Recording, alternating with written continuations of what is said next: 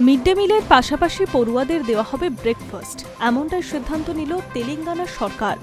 উচ্চ মাধ্যমিক বা জুনিয়র কলেজ পড়ুয়াদের জন্য চালু হবে এই প্রকল্প।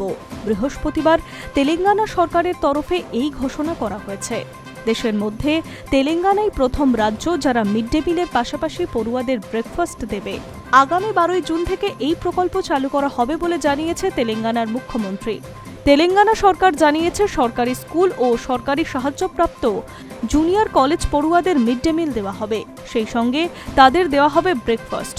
ওই পড়ুয়াদের ব্রেকফাস্ট মেনুও ঠিক করে ফেলেছে তেলেঙ্গানা সরকার। তাদের দেওয়া হবে দোসা, মিলেট, ইডলি সাম্বার, পুরি ও সবজি, বোন্ডা চাটনি, উপমা চাটনি। তার সঙ্গে একদিন অন্তর তাদের 150 মিলিলিটার করে দুধ দেওয়া হবে। প্রতিবেশী অন্ধ্রপ্রদেশে একাদশ-দ্বাদশ শ্রেণীর পড়ুয়াদের মিড ডে মিল দেওয়া হবে। তেলেঙ্গানাতেও পড়ুয়াদের মিড ডে মিল দেওয়া হবে, কিন্তু অন্য কোনো রাজ্যে পড়ুয়াদের ব্রেকফাস্ট দেওয়া হবে না। এর ফলে উপকৃত হবে প্রায় 2 লক্ষ পড়ুয়া। এই জন্যে বছরে প্রায় 180 কোটি খরচ হবে তেলেঙ্গানা সরকারের। এর মধ্যেই ব্রেকফাস্টের জন্য 80 কোটি টাকা এবং মিড ডে মিলের জন্য 100 কোটি টাকা খরচ হবে বলে জানিয়েছে আধিকারিকরা।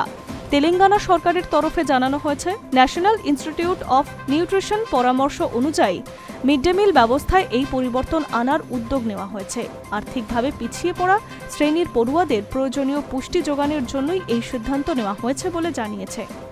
এর লক্ষ্য হল 15 থেকে 18 বছর বয়সী কিশোর কিশোরীদের জন্য 1029 কিলো ক্যালোরি এবং 30 থেকে 32 গ্রাম প্রোটিন সরবরাহ করা হবে।